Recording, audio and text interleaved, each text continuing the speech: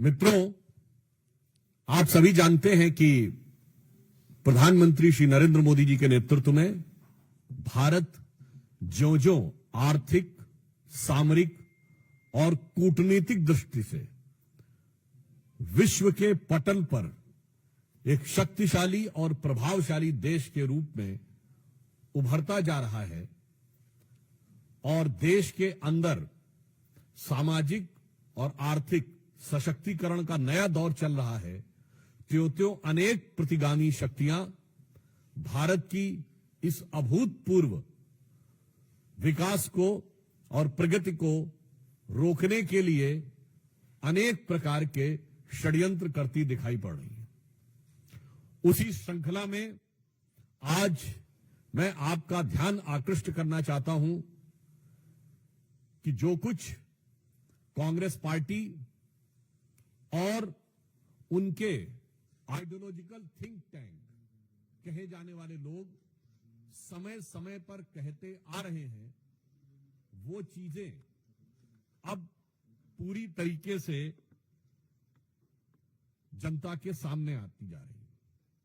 Overseas Congress के president Sam Pitroda, जो कांग्रेस के आइडियोलॉजिकल थिंक टैंक के प्रतीक माने जाते हैं, उन्होंने आज चाइना को लेकर जिस प्रकार का बयान दिया है, उससे यह बात बहुत साफ हो गई है कि कांग्रेस पार्टी के चीन के साथ हुए करार का इजहार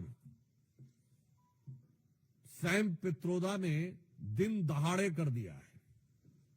प्रत्यक्ष रूप से साफ साफ दिखाई पड़ रहा है। और ऑन द लाइटर नोट मैं कहना चाहूंगा, हिंदी में कहावत होती है, गुरु गुड़ रह गए और चेला शक्कर हो गए, मगर यहां जो चेला है वो तो गुड़ रह गए और गुरु चीनी हो गए। परंतु गंभीर बात यह है कि जिस प्रकार की बात सैम पित्रोदा जी ने कही है, वो भारत की अस्मिता, भारत की कूटनीति और भारत की संप्रभुता पर बहुत गहरा आघात है। उन्होंने इस प्रकार की बात कही कि चीन के साथ तो किसी प्रकार का विवाद ही नहीं है, जैसे भारत ही अग्रसर की भूमिका में, यानी आक्रामक मुद्रा लिए हुए। और ये कोई उनका अलग बयान नहीं है। ये ओवरसीज कांग्रेस के चीफ है, यानी समुद्र पारी कांग्रेस के प्रमुख हैं। अब समुद्र पार से तो सोरस के सुर भी कांग्रेस के साथ मिलते हुए नजर आते हैं, परंतु यहां पर एक बहुत गंभीर बात है कि जो कुछ सैम पित्रोदा ने कहा है, ये कोई आइसोलेटेड इवेंट नहीं है, आइसोलेटेड स्टेटमेंट नहीं है। इसी भाव और इसी विचार के अनेक स्टेटमेंट राहुल गांधी पहले दे चुके हैं। याद करिए, राहुल गांधी जी ने विदेश में क्या कहा था कि चाइना ने बड़ा संघर्ष करते हुए ऊपर उठने का उदाहरण प्रस्तुत किया है उन चुनौतियों के बीच से। आपको याद हो, अभी कुछ दिन पहले के अपने विदेशी दौरे में क्या कहा कि चाइना ने अनएम्प्लॉयमेंट को बहुत अच्छे तरीके से टैकल किया है, जबकि फैक्ट ऑफ द मैटर है, इस समय चाइना में एम्प्लॉयमेंट रेट 24% है। 2023 में जनवरी से लेकर जुलाई के बीच में अनएम्प्लॉयमेंट रेट वहां पर बढ़ते बढ़ते हो गई 17-18%, और उन्होंने फिर जुलाई 23 से जनवरी 24 डाटा देना बंद कर दिया, फिर डाटा का बेस चेंज किया और जनवरी से लेकर अगस्त के बीच में किया, फिर बदले बेस पर भी वो 24% हो गई। मगर राहुल गांधी जी को उसमें बहुत महान चीज नजर आती है।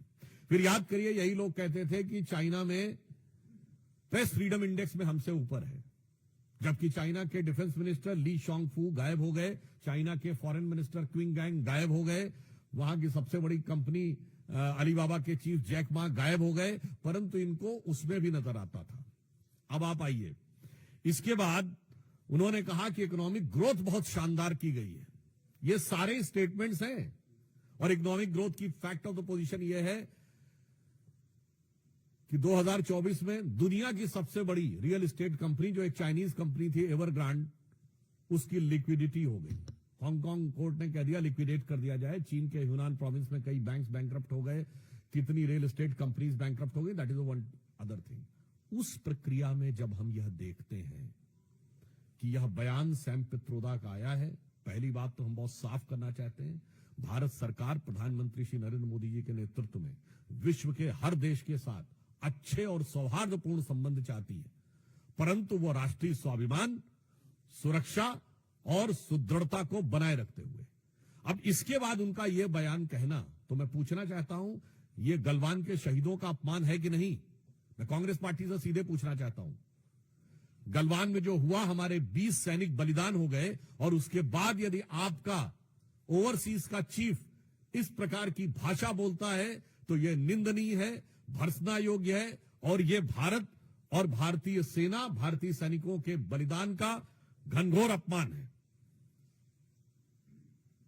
इसलिए मैंने आपसे बात कही कि यह एक पूरा सीक्वेंस ऑफ इवेंट है जिसमें सैम पित्रोदा बोलते हुए नजर आ रहे हैं। वैसे ऑन द रेफरेंस मैं आपको पहले बता दूं, बोल चुका हूं तो एक बार रिमाइंड भी कर दूं। वैसे आपको पता है, भारत में एक दौर ऐसा भी था जब चीन को हमने सैनिकों को चावल प्रोवाइड किए थे।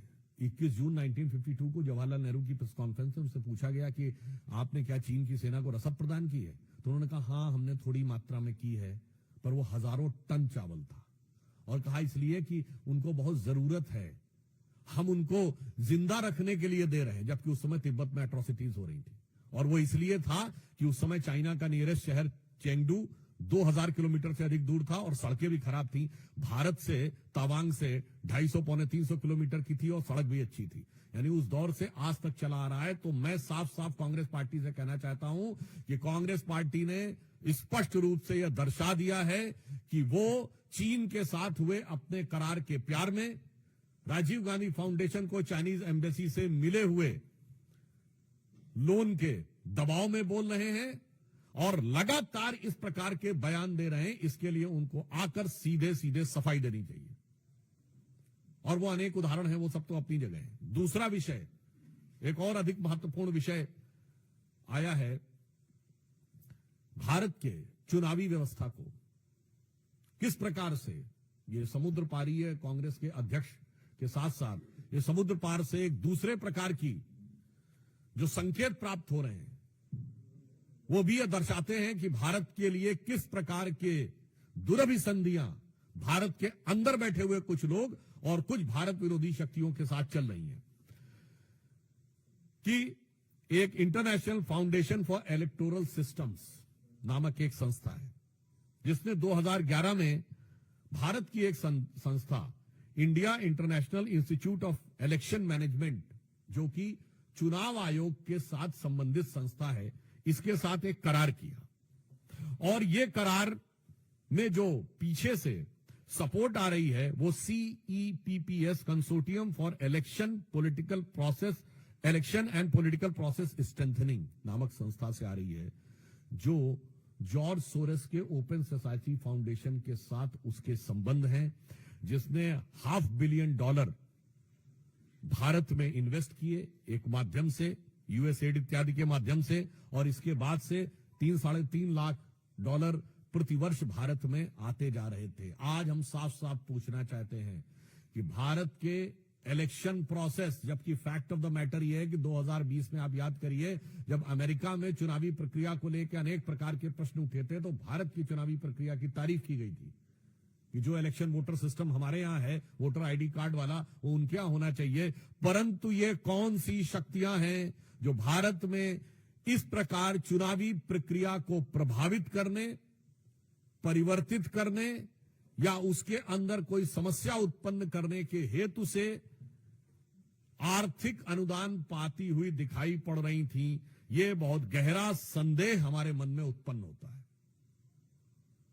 यानी बहुत साफ है कि सोरस की सुर, अंकल सैम के सुर, और उसके बाद जो कुछ यहां कांग्रेस बोलती है वो साफ नजर आता है। यानी अगर हम ये कहें, जो सैम पित्रोदा बोले हैं, ऐसा लगता है कि लिरिक्स जो है वो सैम पित्रोदा के हैं और उसके गीतकार सोरस हैं, और उसके ऊपर सिम्फनी बजाने का काम कांग्रेस पार्टी और इंडी गठबंधन के लोग कर रहे हैं। तो आज हम साफ साफ देश की जनता से कहना चाहते हैं कि अब कोई किंतु परंतु नहीं रहना चाहिए। और तीसरा विषय जो आप सबको ध्यान है, कांग्रेस के वरिष्ठ नेता और लोकसभा में उपनेता श्री गौरव गोगोई का जिस प्रकार के जॉर्ज सोरस के इस फाउंडेशन के साथ कनेक्शन नजर आता है, पाकिस्तान की एम्बेसी में उनकी बातचीत की फोटो, पाकिस्तान की दूतावास में मधुर मनोभावों के साथ वार्तालाप करते हुए और भारत में आकर भारतीय सेना, भारतीय वायुसेना, भारतीय अर्धसैनिक बलों के विरुद्ध कटुतापूर्ण शब्दों का इजहार करते हुए ये बातें अब बहुत साफ दिखाई पड़ती हैं कि देश के ऊपर आघात करने के एजेंडा बहुत साफ है कि विदेशी शक्तियों के लिए, जो भारत के विरोधी शक्तियां हैं, उनके लिए कांग्रेस की मोहब्बत की दुकान है, जिसमें मोहब्बत सोरस से भी है, मोहब्बत चाइना से भी है, और भारत के अंदर एक दूसरे से लड़ाने का विधान है। याद करिए, ये कहते हैं उत्तर और दक्षिण को लड़ाओ। इनके कर्नाटक के वित्त मंत्री ने कहा था कि साउथ में रेवेन्यू कलेक्शन ज्यादा है तो उत्तर से अलग होना चाहिए। इनके तेलंगाना और तमिलनाडु के मंत्रियों ने उत्तर प्रदेश और बिहार के बारे में जो बोला, वो क्या है, एक राज्य को दूसरे राज्य से लड़ाओ, उसके बाद भाषाओं को आपस में लड़ाओ, तमिल और हिंदी को लड़ाओ, फिर मराठी और बिहारी को लड़ाओ, फिर भाषा पे लड़ाओ, प्रांत पे लड़ाओ, क्षेत्र पे लड़ाओ, और उसके बाद जातियों में लड़ाओ, अगड़े पिछड़े में लड़ाओ, सामान्य और दलित में लड़ाओ। यानी बहुत साफ है कि बाहर की शक्तियों के लिए मोहब्बत की दुकान और भारत में हर आधार पर वर्ग, प्रांत, जाति, भाषा पर नफरत की दुकान, नफरत के सामान। और इससे मैं अंत में यह स्पष्ट कहना चाहता हूं कि इससे श्री राहुल गांधी ने जो बयान दिया था कि has to fight with Indian state, वो अनायास मुंह से निकला हुआ, लापरवाही में कहा गया बयान नहीं था। एक सुविचारित, सुव्यवस्थित योजना के अंग का प्रकटीकरण था। It was not just a careless slip of tongue, but it seems to be an expression of a well thought of structured design that how to demean and damage the India's strength and sovereignty. तो इसलिए अब हम बहुत स्पष्ट रूप से यह देश की जनता से कहना चाहते हैं कि यह सब कुछ जो दिखाई पड़ रहा है, चीन की तारीफ से लेकर, सोरेस फाउंडेशन से समर्थन से लेकर, भारत के अंदर सबको एक दूसरे से लड़ाने से लेकर और इंडियन स्टेट से लड़ाई करने की बात, मुझे लगता है अब किसी भी प्रकार का कोई बचाव का स्कोप कांग्रेस पार्टी के पास नहीं रह जाता है। और इस विषय पे कांग्रेस पार्टी से, यद्यपि मैं अभी भी उनसे कहना चाहूंगा कि वो आकर अपनी स्पष्ट रूप से सफाई दें, परंतु मुझे लगता है कि उनकी सफाई देने का उनके पास कोई आधार नहीं बचा है। और बहुत दुख की बात यह है कि इस प्रकार की शक्तियों से हाथ मिलाते हुए या उनके सुर में सुर मिलाते हुए बात करते हुए भारत के अंदर के दलों का समर्थन हर राष्ट्रभक्त को बहुत पीड़ा देता है और उसके साथ गंभीर प्रश्न भी उठाता हुआ प्रतीत होता है। धन्यवाद। Mohit Bhatt, then Pragya.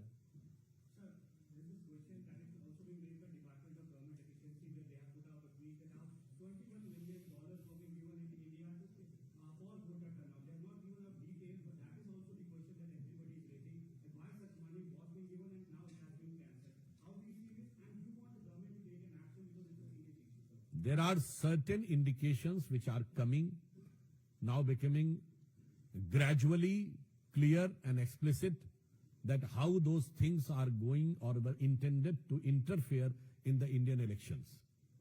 I would like to remind that US President Donald Trump has also said that there was a design by the Soros and other things who want to destabilize the government in India and Bangladesh. And also I would like to remind that the last Lok Sabha election was the only election in the history of India in which a foreign government has given a statement. The Russian government officially has said, their external affairs spokesperson has said that there is a foreign interference in India. So I think since our government is keeping a strict vigil on every situation, so whatever is required will be appropriately dealt with, but the moral question becomes too big and too high in front of the opposition which it is incumbent on their part if they want to prove their credentials of national integrity. Pragya.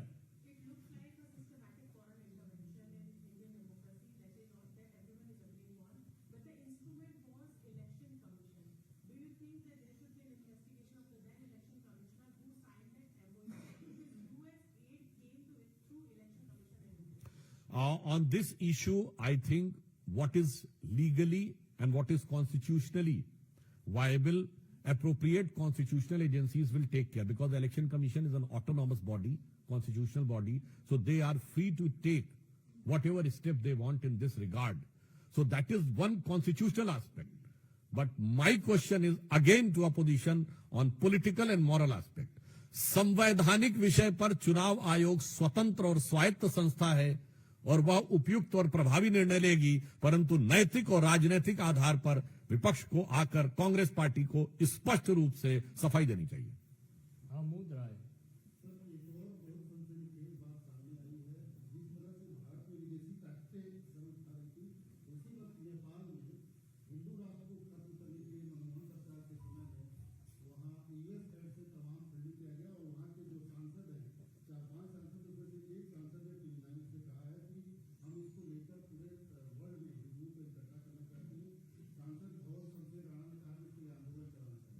देखिए, इस प्रकार की कई घटनाएं हुई हैं और मैं एक और बात आपसे कहना चाहता हूं इस क्वेश्चन के आंसर के संदर्भ में। आपको याद है 2021 में दुनिया के कई विश्वविद्यालयों में, जिसमें अमेरिका के बड़े प्रतिष्ठित विश्वविद्यालय थे, एक नहीं कई यूनिवर्सिटीज में एक कॉन्फ्रेंस हुई थी, उसका नाम था डिसमेंटलिंग ग्लोबल हिंदुत्व, यानी वैश्विक स्तर पर हिंदुत्व को ध्वस्त करना। फिर 2023 में भारत में 22 और 23 दोनों में कॉन्फ्रेंस हुई तमिलनाडु में, इरेडिकेशन ऑफ सनातन धर्म, यानी सनातन धर्म का समूल नाश करना। और अब उनकी फंडिंग कहां से हो रही है, ये तो अब अमेरिकन एजेंसीज के जो स्रोत उभर के सामने आ रहे हैं उनकी जांच में उससे उभर कर सामने आता जा रहा है। और मैं पुनः यह बात कहना चाहूंगा, फिर कोई इस बात को जाके चेक कर ले, यही 2021 का वर्ष है जिसके बाद बहुत से स्टांस भारत के समाज, देश और वर्ग और जाति के बारे में कांग्रेस का चेंज होना शुरू हुआ। और मैं फिर आपसे कहता हूं, एक हेनरी लूसी फाउंडेशन है यूरोप की, जिसमें एक क्रिस्टोफर शर्लॉट करके इंडोलॉजिस्ट थे, सो कॉल्ड इंडोलॉजिस्ट, उन्होंने भी एक प्रोजेक्ट निकाला था, हाउ टू टैकल हिंदू मेजॉरिटेरिज्म। मैं दर्शकों से कहता हूं, जो करोड़ों लोग सुन रहे हो, इन सब चीजों को जाके चेक करिए, तब आपको समझ में आएगा कि मोदी जी किस परिस्थिति में देश को चला रहे हैं। और उसके बाद जो लोग इल्जाम देते हैं, तो उनके लिए एक लाइन कहना चाहूंगा मोदी जी की तरफ से कि हमें इल्जाम मत दीजिए, बहुत अफसोस होता है, हमें इल्जाम मत दीजिए, बहुत अफसोस होता है, बड़ी तरकीब से कश्ती यहां तक लेके आए हैं और बदल देते हैं हम दरिया की लहरें अपनी हिम्मत से, आंधियों में भी अक्सर चिराग हमने जलाए। तो आप सोचिए कि इन विपरीत परिस्थितियों में देश को लेकर आगे चलना पड़ा। Arun नागता।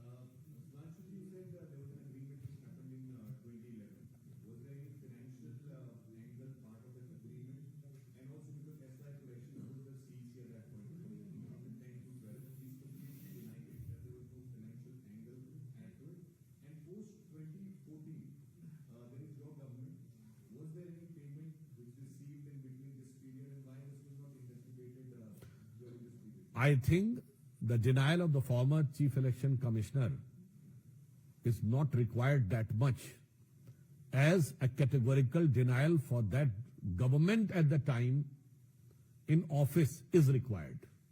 Because for any such clearances, the clearance of government is very much required. So still up till now, if the government is not responding in categorical and unequivocal terms, I think this is a matter of concern. Ankit Gupta ABP.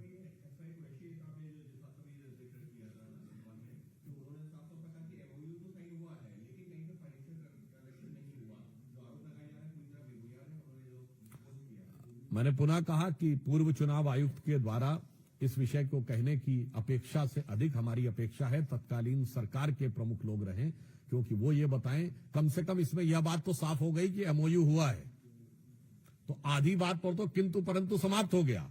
अब वो किन परिस्थितियों में हुआ है, किसने उसको प्रेरित किया है, और किसके द्वारा वो संचालित था, मानवीय बात है, चुनाव आयुक्त को संभवतः इस विषय की जानकारी नहीं होगी, तो हम संचालनकर्ताओं से पूछ रहे हैं, क्योंकि यूपीए सरकार तो वैसी भी थी कि वहां तो प्रधानमंत्री भी ऐसे थे जो कोई संचालित होते थे कहीं, वो स्वतः कार्य नहीं करते थे। तो इसलिए मैं संचालनकर्ताओं से पूछ रहा हूं, और वो इस प्रकार के बयानों के ओट में बचने का प्रयास नहीं कर सकते, तिनके की ओट में पहाड़ छुपाने का प्रयास नहीं कर सकते। अंतिम प्रश्न है ठाकुर रविंद्र सिंह, जी न्यूज।